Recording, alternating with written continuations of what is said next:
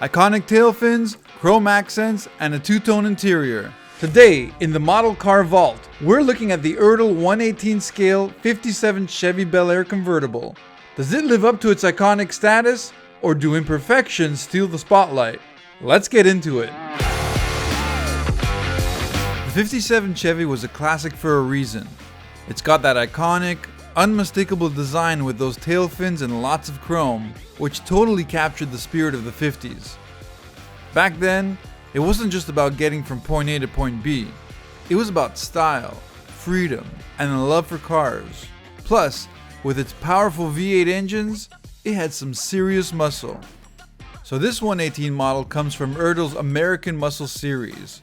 It's a two-door convertible, two-tone interior, classic white wall tires, fender skirts, plus this one has the Continental kit. This is from my old childhood collection, and as you can see, it's got some miles on it.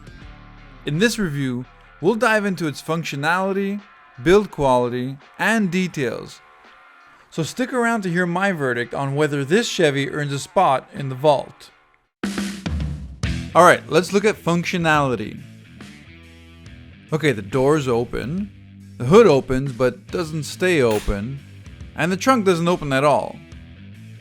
But the steering works, although delicate.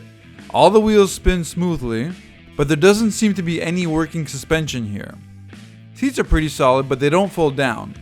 And there's really nothing else on this car that moves or functions. Let's go on to build quality.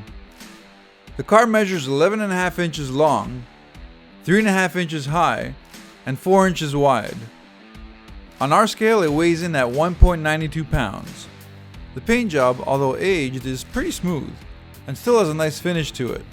This is the Matador Red, as Chevy called it in 1957. The metal body is solid and has a nice thickness to it, complemented by a good amount of chrome accents, even though they're actually plastic.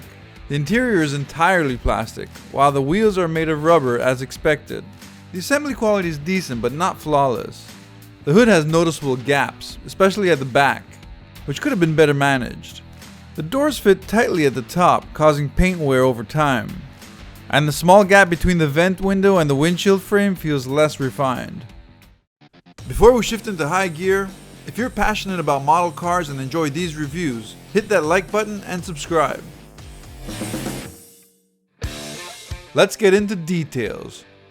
Under the hood, this model's engine is a 283 horsepower ramjet fueled injected V8. The detail here is minimal, mostly black plastic with a red engine block and a few chrome accents. The gold emblems, jet-inspired hood ornaments, and rearview mirror are spot on. However, the wheels lack the red emblem and stripe seen on the real car. The dual exhaust is simple plastic, lacking chrome tips. The undercarriage is pretty basic. We see the dual exhaust system, a visible fuel tank, and a molded spare tire slot. We get a peek at the red engine block, and we have the car's info, including a serial number. The dashboard features legible gauges, a radio, a Bel Air emblem, and a clock.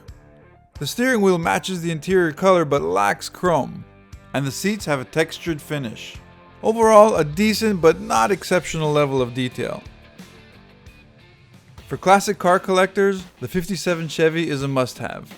Ertl's model is not flawless, but thanks to its iconic look and bonus Continental kit, it'll stand out from your collection. And that's why it has a place in my vault. Let me know what you think. Leave a comment and don't forget to like and subscribe for more. And while you're still here, check out more of my review videos. Thanks for watching the Model Car Vault.